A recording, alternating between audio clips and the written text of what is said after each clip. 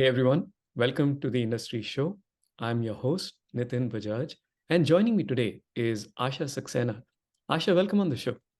Thank you for having me, Nitin. Pleasure is all ours. So let's start with who is Asha? Well, I would call or describe myself as just a passionate, driven person who super really cares about leaving an impact in the world I live in, leaving the place a better place than I came in. Well, thanks. And if we all do our bit, we can really leave this place in a much better position for the next generation. So thank you for doing what you do. Let's talk about women's leaders in data and AI. Tell us what it is, what is the mission, what is the vision, and most importantly, why do this? Before I talk about women leaders in data and AI, I want to talk about especially what's going on in the world today. I Mhm, think it's so important that we all care about doing the right thing, be a little extra compassionate towards people we meet on day-to-day basis. mhm. And as you said, do just our bit, just a little bit to make sure we make the people we meet and their lives easier. Um, this is really a personal journey and really uh, extremely meaningful to what I'm doing right now for myself. I've spent 30 years in the technology business. I went to school, my undergrad and grad in computer science engineering, and I started my career as a programmer. I could have just stayed, be a programmer, become a manager, and a corporate path. But very early on in my career, I found a mentor who pushed me to become an entrepreneur, and I did. So I've spent 3 decades building companies, and very fortunate to be able to teach at Columbia University, where I get to pay forward. Really share with the graduate students I teach the lessons I've learned in my life and be able to pay forward. And during the pandemic, I think it was really uh, something that really bothered me was what was happening around the world. It was not only very close friends of mine who lost their loved ones, people I knew, and I think it was really a wake up call for a lot of us to reflect on our lives and what we were leaving behind. And I think during that time, I had started working on my book during that time, and I said, you know, everything that I learned in 30 years, I wanted to leave that, pay forward, and share with the world. And I saw during my consulting days that business and technology usually speak different language, and as they speak different language, um, they are constantly struggling and butting heads, even though they're working towards the same goal, they just speaking different language. And so the whole idea for the book was to write the book, which came out in February, the AI Factor, was to bring these two communities together and talk about the digital world, the how fast we are collecting the data, and how the models are going to change our world. But what I realized was, oh my God, we are creating the digital world, and this model enhances all our biases. Mhm. So even though I grew up in the world where being the only woman in the room, we were taught to just speak a little louder or work a little extra hard and show up with your content. Yes. My worry was that in the digital world, that would not be Mm. applicable anymore. We are building this digital world, and these algorithms enhances our biases. Yes. And so the thought was that what can we do? What can I do as a female leader in technology to leave our world a better place? How can I be a contributor to building a digital world and make it fair digital world with parity and equity, and just start doing little steps towards Mhm. doing the right thing. And the first thought was very daunting. It's like, what can I do? I'm Mhm. the only one person. I What can I do? And so the thought was, let me just call my friends. These are the C-suite leaders of Fortune 1000 companies, and see if they would want to participate with me and come together. So I started this organization. We call it WILDA, Women Mhm. Leaders in Data and AI. It's a mission-based organization, social entrepreneurial venture, where we bring together the senior leaders from corporate America to really come together for three pillars which we stand on: community, growth, and impact. So it's really about these women leaders with our male allies. we bring the male allies together with the women leaders and make sure that together we are working towards building a better community. So we do it through mastermind circle where peer-to-peer engagement. We do it through events where we bring the thought leaders, and we do it through creating impact by mentorship, making sure that we're paying forward. Yes, I have to say, Nitin, this is the first professional career I'm in where I wake up every morning and my whole soul objective is to cheer for someone else, build another leader, build another professional. If it's a female leader or if it's a male ally, just be there to cheer for them, make sure that they're doing the right thing, I'm doing the right thing, and we're building a better tech community. And it's not just me, it's every single member of the organization whose charter is to make sure that we pass the baton and make somebody else look good, feel better, and continue on the path of growth. That is so, so amazing. And when you said this is a huge undertaking, it's a daunting task, my immediate thought was, if not you, who else, right? Because I can't think of anyone else to take this important, and important is not even doing it justice, but it is an important issue. And I'm so happy that you are the one that's leading it. And to your point of being able to get up and champion someone else's success every single morning, it just brings a very different kind of energy, right? It's very different than when we do it for a little more selfish reasons, such as selling more product or selling more service or growing my or our company. This is so much bigger than that. This is giving back to the community, but the community then in turn gives you even more back. So I'm really happy for you, but more importantly, kudos and congratulations for being able to do this and doing it at this scale. So, on that note, I would love for you to share uh, the impact of Wilda and, maybe a few numbers that bring some perspective for our audience. Now, we do this member impact survey, and we Mhm. really look for what our members are really getting out of an organization or having a community. And I always say that, listen, when we are adults, we learn the best from peer-to-peer Yes. experience share more than a classroom setting where you're learning about the theory. Mhm. So really, when the community comes together, the peers come together, and they're sharing their experiences, that's when you start thinking about and reflecting about how you can use those tools and tips in your own life. When we did the survey, we found that 100% of our members have built deeper connection because having a community where you can get a concentrated time to meet with your peers and get to know them, you build deeper connection. When you go to a conference or you go to a association, it's very hard because there's so many people, you're going from session to session. It's very hard to actually find that concentrated time, which being in a community you get.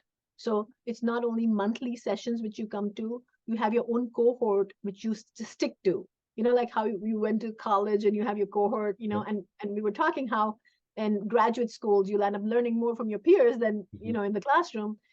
Similar fashion in a community, you have a cohort. We get, when you join Wilda, you Mhm. get your cohort, and within your cohort you have the senior leaders who are similar roles, similar responsibility, and that's your group, that's your circle. And then a bigger community where you go to a leadership offsite or you go to a summit or a gala. In fact, we have our signature event that's coming up November 9th in New York City, which is the gala where, as I was saying, that we are going to be giving awards to the industry leaders. And I tell you, I'm like a little kid who's jumping on the table, cheering for these leaders as they come up. I'm like screaming the loudest and clapping the loudest. And so those awards mean a lot. So I think it's 84% of the women and the allies have seen some professional growth in their Wow. personal growth, which is a very high number. Yes. And what has happened is that when you're in a circle, in a peer group, and you see that then you have a title which is a more it's a power title, I can go now and talk to my management team and say, you know what, this is what the industry is doing. Can I get that title? So you Yes. get a little more courage to think about your role and responsibility differently, because now you actually have cross industry experience, and you get a little bit more courage to talk about what should my role look like, what my contribution should look like, and what my compensation should look like. So you actually have these peers who can share with you how they are navigating their path. And I also think dreaming big, like when you are in your role in your day-to-day life, you get so stuck with doing what you're doing, you very rarely think about what more can I do. You're so stuck in just deliverables that it's very hard to think about what could be the possibility, what is possible. And I think the whole dream of what is possible comes when you have these inspirational leaders around you. And that's why, when you're a kid, your parents say, look who you associate yourself with. Mhm. And I think that's what this is all about, is that who are you associating with, and are they inspiring you, motivating you, building you up, or breaking you down? And I think this community, the builder community, is such a great community because everybody's building each other up, and everybody's really focusing on each other's growth. And a lot of our members really talk about the impact they're having as a group. Mhm. So a lot of times when you're working, even though you try making an impact in your team and you're trying to build your team, very rarely you have the opportunity to bring the masses together to Mhm. create the impact. We, early on this year, and I think the audience knows the big layoffs that happened in tech Yes. industry. And the whole builder leaders rallied around and said, let's do sessions around transitions, Mhm. because these are senior leaders who are getting laid off. And what Yes. can we do for our community? So a large volume of leaders came together, and we ran several webinars where we actually did breakout rooms where people who had jobs came forward and said, let's do the breakout room, show them what we have, who we are interviewing, what opportunities are available, so that these leaders have somewhere to go. So I thought that was such a great, and when you say, if not you, who?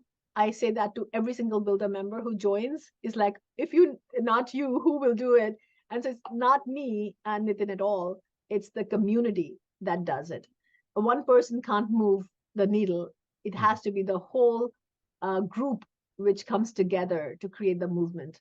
And I think that's really what I'm proud of, that there's so much um, desire in this community, in tech community, to do the right thing. And listen, as data leaders, these are the leaders who are creating history. They're Yes. the one who are building these architectures. And if they care about building the world the right way, it will happen. And I'm very hopeful that even though we don't have the right diversity we need in the teams today, it will, because I see the commitment. We have Mhm. wait list of members who we are trying to get to bring them in. We have corporate members who are coming in and saying we want to do the right thing.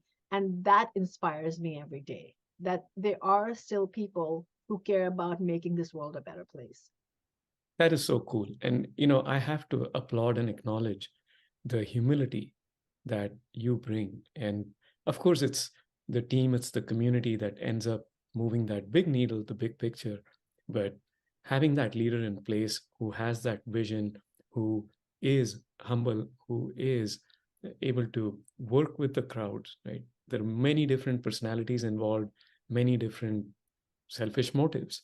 But to be able to work with all of those and still move us in the direction we want to go to takes a lot of effort. So, kudos again. Thank you. And as you're thinking and sharing all the accomplishments, one thought that comes to me is, again, many different personalities involved, many different perspectives, corporate entrepreneurs, big business, and small ones too. What's the one big challenge you're facing as you think about all of this as an entrepreneur, as a leader? What's that one big challenge? The biggest challenge is when corporations, and so there are two challenges. One is when people don't think that they deserve to invest in themselves. Hmm. So a lot of times, it's like the syndrome, oh, I should do it for me, I should take care of my team, I should take care of the world, I should be the last. And I think that's the biggest challenge when the leaders start saying, oh, I don't need help. Let me help everybody else. I think that's my biggest challenge when I say, no, no, no. Remember, when you're sitting in the plane, they tell you to put Yeah. the belt on yourself first, or oxygen mask on yourself first. And I think that's what we need to do, is that even if you're a male or a female, you're a minority or not a minority, it's important for you to understand that in the movement, we need it all. We Mhm. need, in the movement, we need everybody saying, I want to grow, I want to develop, I want to learn more, and I want to contribute. And I Mhm. think that's the first challenge, is that when leaders say, oh, I cannot join the movement because let others join. And the second challenge I see is that when corporations put the funding in, of course, revenue generated Mhm. activity, and even though they know and acknowledge responsible ethical AI is important, building the digital world with parity and equity is important, when the budgets gets tight, Mhm. and as we are in that middle of a lot of budget cuts, Mhm. thinking about long-term benefit, becomes the secondary priority. And I think that becomes a challenge. And I think if you think about retention of your employee, growth of your employee, Mhm. impact, diversity and inclusion is but natural, and that's what we do in Wilda, is that we don't say, oh, let's focus on diversity and Mhm. inclusion. I say it's creating and changing the environment. So we focus a lot on speaker series. So we have a program where we go into corporations and bring the role models. We bring in the C-suite leaders in corporate America, who go into large organizations where they would talk about their journey. So it's not only women or men, but everybody in the organization get to hear a female story, from being an engineer or from mailroom to the C-suite leader in Fortune 50 company.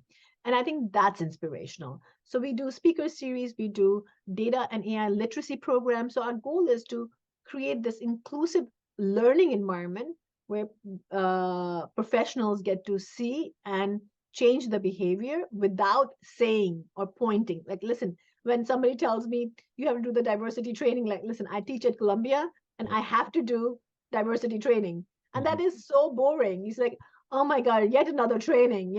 So that's not interesting. The way you do it is when you include Mhm. and you reason and you tell stories that people can relate, and it's changing the behavior. It comes through really experience share, and when it becomes you create those aha moments for employees, that they then understand and change the behavior. Instead of telling you, they become the part of the conversation. So true. Asha, what's the flip side of challenge is opportunity. What's the one that's most exciting you at this point? The yeses excites me, Mm-hmm. and no's challenge is a Yes. challenging opportunity, right? As you said, when somebody says no, that it makes you think, why no, why are they saying no? Mm-hmm. And you think about, why is this not an important initiative for them? Mm-hmm. So I think it makes you think differently and makes you become more creative and innovative. So I think yes is gives you reassurance, and the no's give you the opportunity to be creative and think outside the box. So I think if you had to say what is the opportunity, and I think the opportunity is, how do you continue creating the movement? See, listen, when any movement has been created, it has not been easy. True. So I cannot say that it's easy for what I'm building and creating. I personally have days when it is super hard, and I say, oh my God, how am I going to do it? How do I continue doing it? But I also think that when you get those yeses, it gives you a little relief. True. And when you get the no's, you say, okay, now let's think about it different way, be more creative. I love that perspective. I love how you put, the reality is we are going to get a lot of no's. We are going to hit a lot of barriers, speed bumps, what have you. It's what you make of it and how do you Exactly. use that as either reassurance or an opportunity to pivot or move in a direction where you may still achieve your goals, but you're meeting kind of people where their heads are. So I love that. Exactly. As we look in the future, I am curious to learn and go back a little bit in your history. And I would love for you to share two instances, one where things exceeded your own expectations and became success beyond your imagination, and another one where things did not work out as you had expected, became a failure, and became a lesson. So many, oh my God, I can go on for hours on that. My God, so many failures. It's crazy.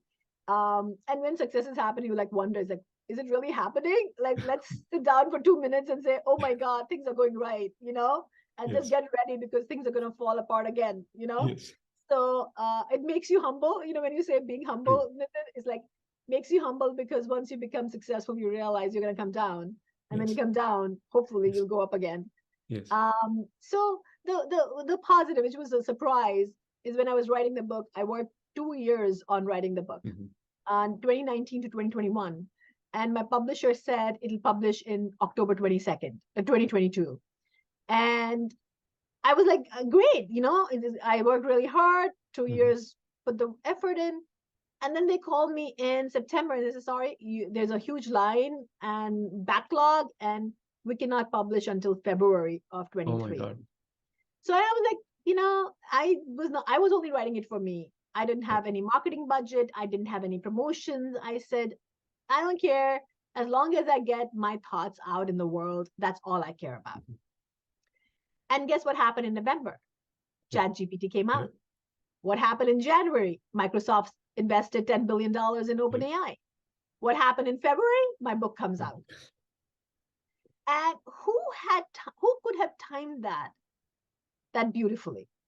That's amazing. Now, the book has been on the bestseller list on Amazon for 35 weeks. Wow. Congratulations. Thank you. And, a part of me was like, it's just luck. I was at the right time. I just everything. And then I found out somebody I know also wrote a book during that time. And I was like Googling. I said, let me check what is their ranking. And their ranking was like 2000. And my ranking was like always between 50 and 70. So I was like, okay, there must be some credit to what I wrote. But that was definitely a happy surprise. It has to be like the right time at the right place, Mhm.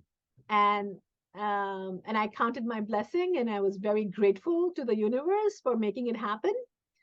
And I tell you, my healthcare business, Mhm. it was a great business. We had built a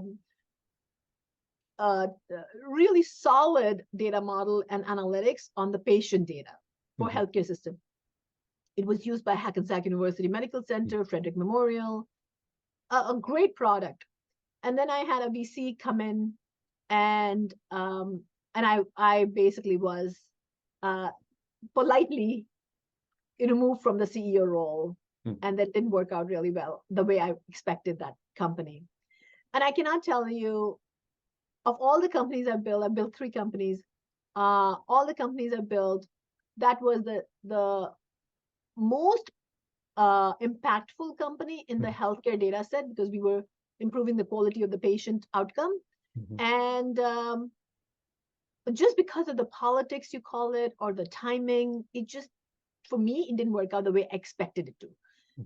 Externally, you could say, yeah, it was a success because it was implemented in big hospitals.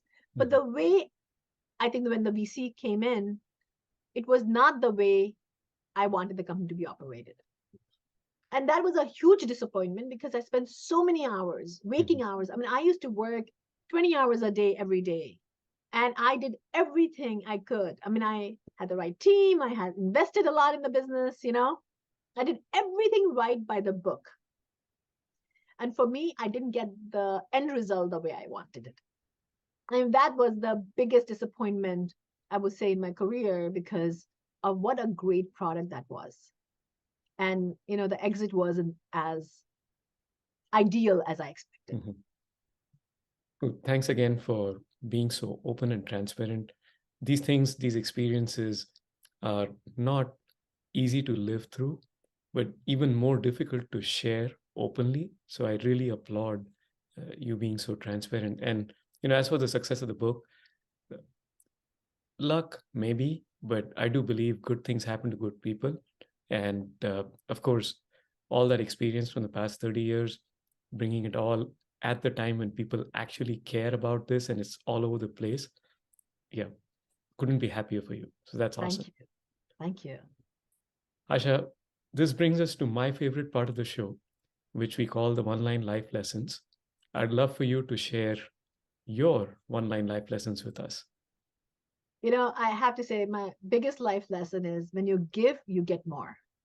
And I think in life, if you're a giver, you will be happier than if you're a taker.